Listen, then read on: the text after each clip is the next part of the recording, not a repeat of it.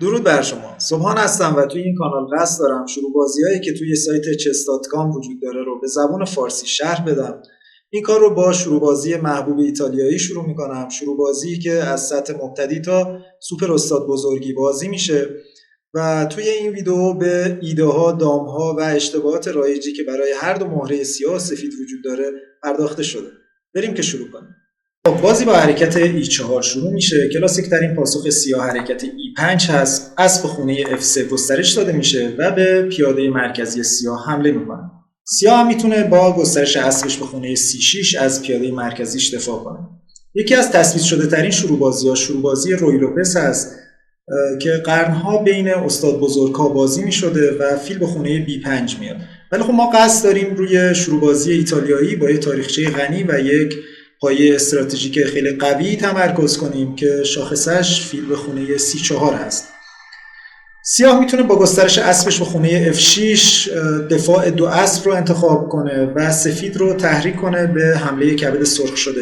این حمله موضوع یک ویدئوی دیگه است ولی من چند تا حرکتش رو برای شما میچینم که به این پیاده که ضعیف‌ترین پیاده سیاه هست، پیاده خونه F7 حمله میکنه به کمک این فیل. خب بهترین پاسخ برای سیاه حرکت D5 هست که قطر این فیل رو میبنده. بعد از اینکه سفید میزنه اسب به فیل حمله میکنه. فیل میتونه کیش بده، رفع کیش و بعد از این تعویض‌ها فیل به خونه D3 برگرده.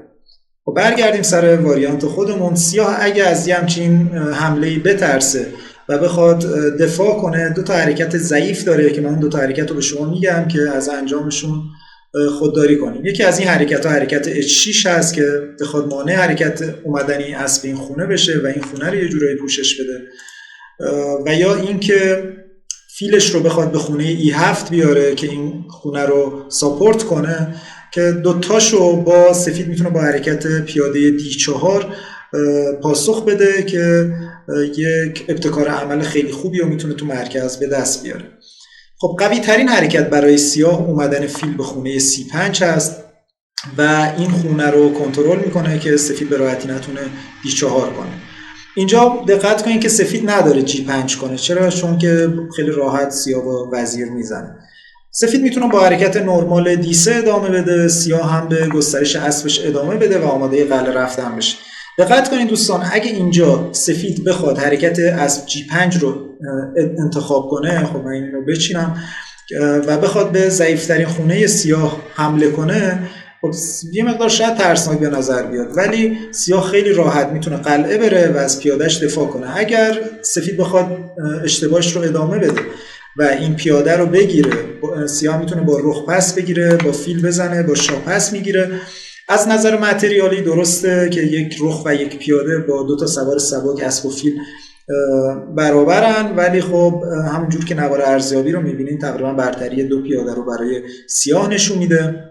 دلیل اصلیش هم گسترش سه سوار سبک سیاه هست که توی مرحله شروع بازی از اهمیت فوق‌العاده زیادی برخوردار است. سیاه در ادامه میتونه با حرکت D6 از مرکز حمایت کنه، قطر این فیل رو باز کنه، فیل به خونه E6 و یا G4 بیاد. بعد از حرکت گسترش وزیر رخ هم میتونه به خونه F8 بیاد، از نبود این رخ استفاده کنه، ستون نیمه باز F رو بگیره، شاه هم به خونه G8 برگرده. وقتی که مبتدی‌ها شطرنج رو شروع میکنن، به اونا توصیه میشه که به سرعت قلعه برن و گسترششون رو با تمرکز بر کنترل مرکز ادامه بدن. سفید میتونه از C3 ادامه بده و سیاه هم همینجور اسبش رو گسترش بده. بعد از قلعه گیری هر دو طرف سفید با حرکت D3 ادامه بده و آماده باشه که یک آچمزی رو برای سیاه ترتیب بده. سیاه میتونه قرینه بازی کنه یا اینکه بخواد از اومدن فیل به خونه G5 با حرکت H3 جلوگیری کنه. فیل به خونه E3 میاد در تقابل با فیل سیاه. دقت کنید دوستان، سفید ترسی از دوبل شدن پیاده هاش نداره، چرا که ستون F رو برای رخش باز میکنه و در ادامه هم میتونه با حرکت D4 کنترل مرکز رو به دست بگیره حتی بعد از این تعویض‌ها. بنابراین سیاه نمیزنه و فیلش رو به خونه B6 برمیگردونه و حالا اگه سفید بزنه، سیاه با پیاده آ پس میگیره و ستون آ رو برای رخش باز میکنه. بنابراین سفید هم با حرکت وزیر به خونه D2 گسترش رو تکمیل میکنه، ارتباط بین دوتا رخش رو برقرار میکنه.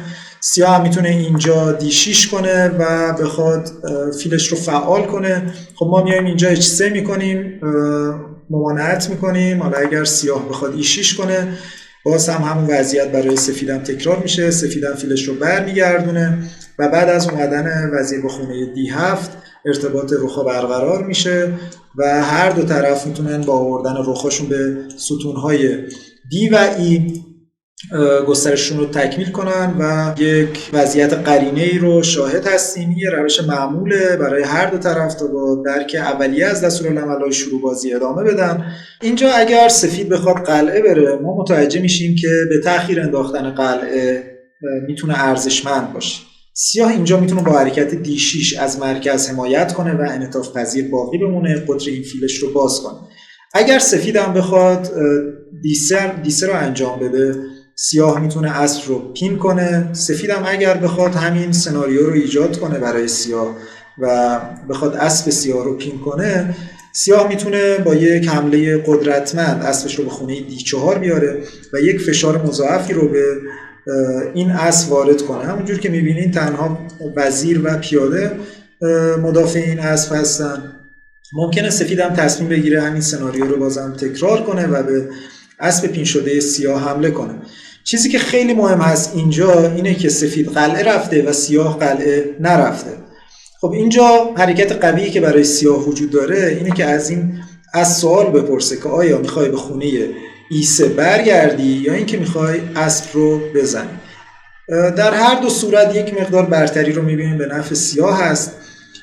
اسب اگر برگرده، سیاه خب میتونه اسب رو بزنه. بنابراین ممکنه سفید تصمیم بگیره که پیاده‌های سیاه رو خراب کنه و با زدن اسب و کیش دادن سیاه رو مجبور کنه که با پیاده پس بگیره و پیاده‌های دوبلی رو دست سیاه بذاره. خب اینجا سفید باید فیلش رو نجات بده، فیل برمیگرده. حالا نوبت سیاه هست که اون حمله قدرتمندش رو شروع کنه. اسب رو میزنه، کیش میده. سفیدم مجبور با پیاده بزنه و ستون وحشتناک جی علیه شاه اوریان سفید باز میشه. اینجا سیاه به رخ حمله میکنه. اگر رخ نجات پیدا کنه، رخ سیاه میتونه کیش بده. اینجا دو حالت وجود داره که هر دو حالت به ضرر سفید هست. یکی این که با فیل رفع کیش کنه، یکی هم اینه که شاه چک کنه. حالا شاه چک رو عرض میکنم خدمتتون که با حرکت کیش فیل دوباره مجبور شاه برگرده و با این کیش برخاست وزیر سفید از بین میره. پس سفید ممکنه که با اومدن فیلش به خونه G3 رفع کیش کنه، ولی با حرکت قدرتمند H5 که از این آچمزی فیل میخواد نهایت استفاده رو بکنه مواجه میشه. اگر شاه بخواد به H1 برگرده و این آچمزی رو از بین ببره، حرکت قدرتمند H4 ادامه پیدا میکنه و اگر فیل بخواد این پیاده رو بزنه، باز هم همون سناریو تکرار میشه. کیش برخاست و گرفتن وزیر. خب به جای قلعه رفتن سریع، سفید میتونه با حرکت D3 انعطاف پذیر باقی بمونه. به عنوان سیاه هم یه طرح معمولی که وجود داره اینه که منتظر باشیم ببینیم سفید که قلعه میره و ما به کدوم سمت قلعه بریم و میتونه با حرکت D6 ادامه بده سیاه، قطر این فیل رو باز کنه و منتظر باشه ببینه سفید میخواد چیکار کنه. سفید هم میخواد اولین کسی باشه که این آچمزی رو ایجاد میکنه و یه ضربه رو به سیاه وارد کنه. سیاه هم از فیل میپرسه که میخوای بزنی یا برمیگردی. اگر سفید بخواد برتری دو فیلش رو به سیاه بده، سیاه میتونه با وزیر بزنه و بعد از اومدن اسب به خونه D5 و حمله به وزیر و تهدید چنگال به رخ سیاه خیلی راحت میتونه وزیرش رو برگردونه و این تهدید رو خنثی کنه. در ادامه سفید طرحی که داره حرکت C3 B4 و A4 هست و یا C3 و D4. سیاه هم طرحی که داره اینه که اسبش رو به خونه E7 بیاره و یک فشاری رو به این اسب وارد کنه و یا اینکه با حرکت پیاده به خونه C6 به این اسب حمله کنه و وضعیت تقریبا متعادل خواهد بود. اگر سفید بخواد این آچمزی رو حفظ کنه و فیلش رو برگردونه، سیاه میتونه، چون که شاهش هنوز قلعه نرفته و توی جناح شاه نیست، میتونه با حرکت G5 به فیل مجددا حمله کنه. ممکنه بازیکن سفید بخواد یک قربانی رو اینجا بده و بگه یه وضعیتی رو، ضعفی رو تو وضعیت سیاه ایجاد کنه. با دادن این قربانی نادرست سیاه میتونه بازی رو خیلی راحت به نفع خودش برگردونه، از ستون G استفاده کنه، به این فیل حمله کنه و بعد از دفاع از فیل توسط سفید، طرح سفید اینه که اسبش رو به خونه D5 بیاره، وزیرش رو به F3 بیاره و یک فشار زیادی رو به این اسب وارد کنه. دفاع سیاه چی هست دوستان؟ میتونه فیلش رو به خونه G4 بیاره، به وزیر بشینه، یا اینکه فیلش رو به خونه E6 بیاره و خونه D5 رو کنترل کنه، و یا اینکه خیلی ساده بخواد فیلش رو به خونه B4 بذاره و این اسب رو آچمز کنه. و اگر سفید بخواد وزیرش رو به F3 بیاره و مجددا به این اسب حمله کنه، خیلی راحت سیاه میتونه با رخش دفاع کنه و سفید رو از دادن این قربانی پشیمون کنه. پس متوجه شدیم که این قربانی درستی نیست و حرکت بهتر برای سفید اینه که فیلش رو به خونه G3 برگردونه. اینجا سفید میتونه فیلش رو به G4 بیاره، این آچمزی رو ایجاد کنه و اینکه با حرکت ظریف A6 ادامه بده. این حرکت مانع میشه که سفید بخواد فیلش رو به خونه B5 برسونه و آچمزی رو ایجاد کنه و همچنین میخواد که اسبش رو به خونه A5 بیاره و برتری دو فیل رو از سفید بگیره. سفید هم میتونه با حرکت A3 پاسخ بده که اگر سفید اسبش رو اینجا آورد یه خونه‌ای داشته باشه که فیلش رو بتونه به خونه A2 برسونه و فیلش رو امن کنه. خب حرکت اسب به خونه C3 در سطح استاد بزرگی کمتر بازی میشه و به جای اون سفید میتونه قلعه بره و یا با حرکت B4 قربانی پیاده که به گامبی اوانس معروف هست کنترل خوبی رو روی مرکز داشته باشه. اما بیایم حرکت پیاده C3 رو بررسی کنیم. آماده شدن برای گرفتن مرکز و ایجاد دو تا پیاده مرکزی قوی. خب سیاه میتونه با حرکت اسبش به خونه F6 به پیاده مرکزی سفید حمله کنه و سفید به جای دفاع کردن از این پیاده حرکت D4 رو انجام بده. خب اگر سیاه بخواد پر انرژی باقی بمونه توی بازی باید حتما پیاده D4 رو بزنه و بعد از اینکه سفید پس میگیره میبینیم که دو تا پیاده مرکزی خیلی قدرتمند داره سفید که اگر سیاه غیر فعال بازی کنه با روندن این پیاده ها به جلو میتونه اسب‌های سیاه رو از صحنه خارج کنه. خب سیاه یکی از بازی‌های فعالش اینه که با فیلش کیش بده. اینجا چند گزینه برای رفع کیش وجود داره. حرکت فیل به خونه D2 رو بررسی می‌کنیم که اینجا سیاه میتونه پیاده رو بزنه و بعد از اینکه سفید فیل رو میزنه با اسب پس میگیره. خب اینجا سفید دو تا پیاده کمتر داره در مقابل سیاه که میتونه این پیادهش رو با قربانی موقت سوار پس بگیره. بعد از اینکه شاه میزنه با وزیر کیش میده و با برگشت سوارش رو هم پس میگیره. از نظر متریالی و پوزیشنی کاملا مساوی است این بازی. خب به جای اینکه سیاه بخواد با اسب پیاده رو بگیره حرکت بهترینه که با فیل رو بزنه و سفید هم با اسب پس میگیره و از پیاده مرکزیش هم دفاع میکنه.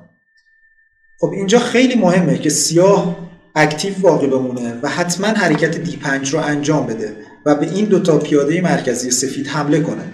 خب سفید باید این پیاده رو بپذیره، بزنه و بعد از اینکه سیاه با اسب پس میگیره میبینیم که شاه دو طرف کاملا در معرض دید قرار دارن و هر دو طرف باید تمرکزشون رو روی قلعه رفتن بذارن و شاهشون رو امن کنن.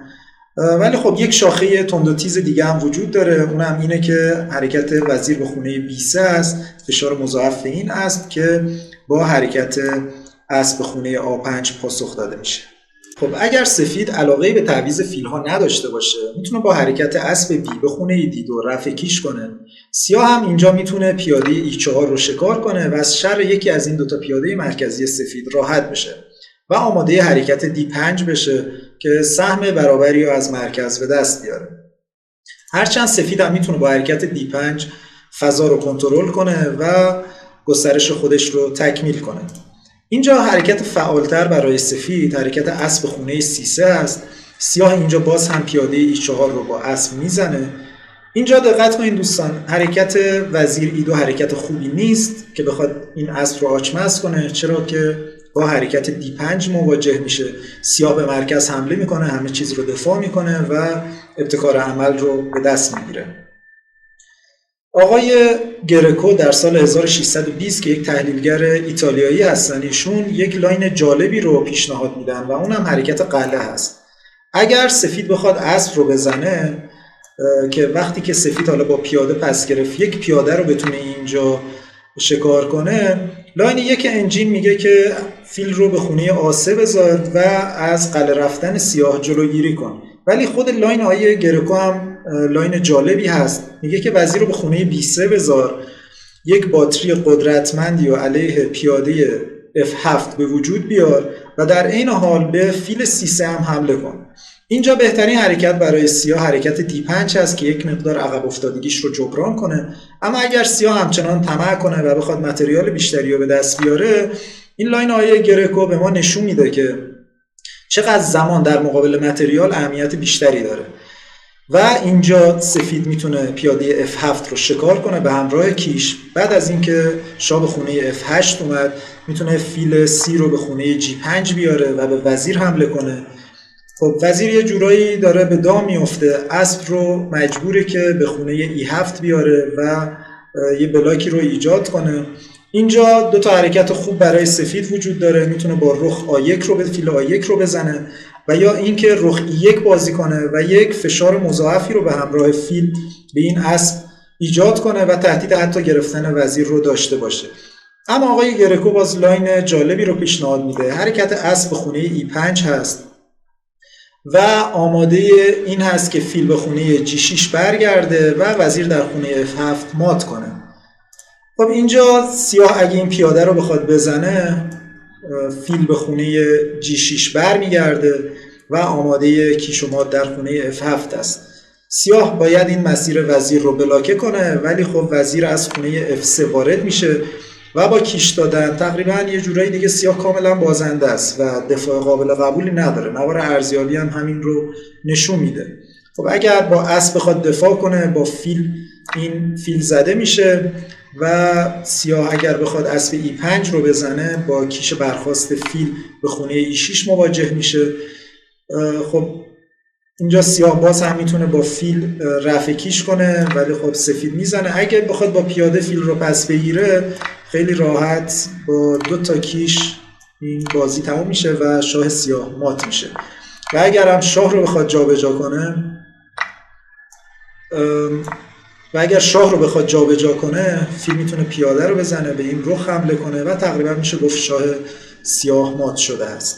به جای اینکه سیاه بخواد اسب C3 رو با اسب بزنه، بهتر اینه که با فیل این کار رو انجام بده و کنترل سفید رو روی خونه مرکزی D5 کاهش بده.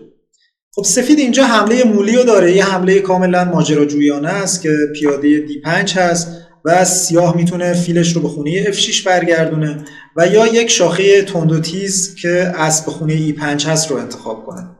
خب ببینیم اگه سفید بخواد با پیاده پس بگیره، اگر سیاه بخواد این پیاده رو بزنه، وزیر میتونه به خونه E1 بیاد، شاه سیاه رو کیش بده و اسب رو برداره. پس این حرکت خوبی نیست. بهترین حرکت برای سیاه اینه که با حرکت D5 بازی رو ادامه بده و آماده باشه بعد از اینکه سفید فیلش رو برداشت و به خونه D3 گذاشت، قلعه بره. سیاه کاملا اوضاعش خوبه، کنترل خوبی روی مرکز داره و قاعدتا نباید توی مرحله شروع بازی به مشکل خاصی بر بخوره. گفتیم وقتی که سیاه پیاده D4 رو میزنه، سفید میتونه با پیاده C پس بگیره و آماده کیش فیل توی خونه B4 باشه. اما استاد بزرگ‌ها معمولاً با حرکت E5 ادامه میدن، به این اسب حمله میکنن و اگر سیاه با این لاین آشنا نباشه و حرکتی اشتباهی مثل اسب E4 رو انجام بده، میتونه با فیل به خونه D5 تنبیه بشه و یا اگر اسبش رو به خونه G4 بیاره، سفید میتونه پیاده D رو پس بگیره و اون شناوری و بازی فعال رو از سیاه بگیره. گفتیم که در مرحله شروع بازی بهترین حرکت برای سیاه وقتی که به مشکلی میخوره حرکت D5. شاید این حرکت افتضاحی به نظر بیاد، ولی حرکت بسیار خوبی است برای سیاه، چرا که اگر سفید بخواد اسب رو بزنه، سیاه هم میتونه فیل رو بزنه و بعد از زدن پیاده رخ میتونه به خونه G8 بیاد. بعد از قلعه رفتن سفید، وزیر میتونه به خونه F6 بیاد، پیاده G7 رو بزنه و آماده کیش و مات کردن سفید توی خونه G2 باشه. و میتونه حتی با رخ پیاده رو پس بگیره و آماده کیش رخ توی خونه E1 باشه و همون جوری که فیلش رو گسترش میده رفع کیش هم بکنه. و اگر سفید بخواد حرکت اشتباه اسب G5 رو انتخاب کنه که به این فیل آچمز حمله کنه، سیاه میتونه با رخ بزنه و بعد از اینکه با فیل زد با وزیر بزنه و این رخ رو در ازای این دو سوار تعویض کنه و موقعیت خیلی بهتری رو داشته باشه. پس حرکت بهتر برای سفید اینه که فیلش رو امن کنه به خونه B5 و این اسب رو آچمز کنه. سیاه هم اسبش رو از خطر آزاد کنه و به خونه E4 بذاره. اینجا سفید داره که پیاده D4ش رو پس بگیره، به این فیل حمله کنه. همچنان کیش خونه B4 وجود داره، اما استاد بزرگا معمولاً با فیل خونه B6 ادامه میدن و به سفید یادآور میشن که درسته دوتا پیاده مرکزی داری و فضا رو گرفتی، ولی این گسترش و فضایی که داری خالی از عیب نیست و با دوتا سوار به این پیاده عقب افتاده فشار وارد شده. گفتیم که بعد از حرکت C3 سفید آماده حرکت D4 هست، اما یک لاین دیگه وجود داره که میتونه سفید با حرکت D3 ادامه بده. شاید این حرکت یک مقدار عجیب به نظر بیاد این دوتا پیاده، چرا که مانع گسترش اسب به خونه C3 میشه، ولی خب در ادامه سفید میتونه فیلش رو به خونه B3 بیاره، اسبش رو از خونه D2 گسترش بده. گفتیم که بعد از D6 سیاه دو طرف تا جایی که امکان داره باید از قلعه رفتن خودکار اجتناب کنن، ولی اینجا سفید میتونه خیلی راحت قلعه بره و نگرانی از اومدن فیل به خونه G4 نداشته باشه، چرا که به لطف این پیاده اسب نمیتونه به خونه D4 بیاد و فشار مضاعف رو روی این اسب ایجاد کنه. در ادامه سفید میتونه H3 کنه و این فیل رو به خونه H5 برگردونه و از فضای به وجود اومده توی جناح وزیر استفاده کنه، حرکت A4 رو انجام بده. اگر اینجا سیاه دقت کافی رو نداشته باشه، سفید میتونه با حرکت B4 و A5 این فیل رو به دام بندازه و این فیل رو بگیره. سیاه اینجا دوتا گزینه داره، A6 و A5 که هر کدوم مزایا و معایب خودش رو داره. بیایم با حرکت A5 ادامه بدیم. این حرکت خب کنترل خوبی رو روی خونه B4 داره، ولی خب خونه B5 رو یک مقدار ضعیف میکنه.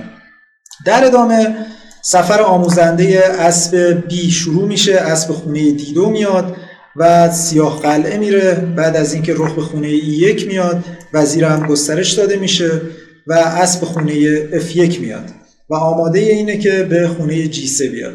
اینجا سیاه میتونه با حرکت H6 ادامه بده و مانع اومدن فیل به این خونه بشه. خب سفید میتونه همونجور که گفتیم اسبش رو به خونه G3 بذاره، به این فیل حمله کنه. این فیل میتونه برگرده به خونه G6. همونجور که میبینین پیاده های سفید کاملا این فیل رو محدود کردن. در ادامه سفید میتونه حرکت اسب F5 رو با پشتیبانی اسب خونه H4 ادامه بده.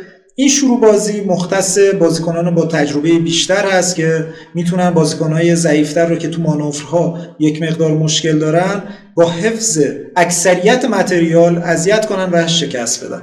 از اونجایی که حرکت فیل به خونه G4 بدون حضور اسب خونه D4 چالش کمتری رو برای سفید ایجاد میکنه، سیاه میتونه گسترش این فیلش رو به تعویق بندازه و با حرکت قلعه به بازی ادامه بده و یا اینکه حرکت ظریف A6 رو انجام بده. این حرکت خونه A7 رو برای فیل آماده میکنه، همچنین خونه B5 رو کنترل میکنه، مانع اومدن این فیل به این خونه میشه و بخواد اسب رو آچمز کنه و میتونه در ادامه حرکت B5 رو انجام بده و به این فیل حمله کنه. همچنین در ادامه اسبم میتونه به خونه A5 بیاد، البته نه با حضور این فیل توی این خونه. عرض میکنم خدمتتون میتونه اسب این خونه بیاد و برتری دو فیل سفید رو بگیره. اما چرا وقتی این فیل توی این خونه است این کار رو نباید انجام داد؟ چرا که حالا اگر این لاین رو بچینیم مثلا اسب خونه D2 بیاد، اگه اسب رو بخواد اینجا بذاره و به این فیل حمله کنه، سفید میتونه موقتا فیلش رو تو خونه F7 قربانی بده و بعد از این زدن با پیاده یک چنگالی رو بزنه و سوار خودش رو پس بگیره. بنابراین سفیدم در ادامه میتونه فیلش رو به خونه B3 بذاره و اگر فیلش بخواد تهدید بشه خونه C2 رو داره. سیاه هم فیلش رو برمیگردونه به خونه آ7 شاید حرکت عجیبی به نظر برسه، ولی یکی از طرحهای سفید اینه که حرکت D4 رو انجام بده و بودن این فیل تو خونه آ7 خیلی امتر از خونه C5. همچنین سیاه انعطاف بیشتری رو در پاسخ به این حرکت میتونه داشته باشه. بعد از برگشتن فیل به این خونه، خب سفید میتونه اون مانور معروف اسب رو تو بازی ایتالیایی شروع کنه که بعد به خونه F1 و G3 میاد. اینجا سیاه قلعه میره. سفید اینجا داره که رخش رو به خونه E1 بیاره، از مرکز حمایت کنه و خونه F1 رو برای اسبش خالی کنه. ولی خب ممکنه اسب بخواد به خونه G4 بیاد و به کمک اون فیل فشار رو روی این پیاده بیاره، هرچند رخ میتونه به خونه E2 بیاد و دفاع کنه، ولی خب سری که درد نمیکنه رو چرا دستمال ببندیم. پیاده میتونه این خونه رو کنترل کنه و مانع اومدن اسب بشه. سیاه هم میتونه H6 رو انجام بده و بعد از اون رخ E1. سیاه اینجا مستقیما میتونه فیلش رو به E6 بذاره در تقابل با فیل سفید و تنش رو توی مرکز بیشتر کنه. همچنین قبل از اون میتونه این کار رو با حمایت رخش انجام بده. اما یک لاین دیگه هم وجود داره که سیاه میتونه اسبش رو به H5 بذاره و یه چشمی به دوتا خونه F4 و G3 داشته باشه.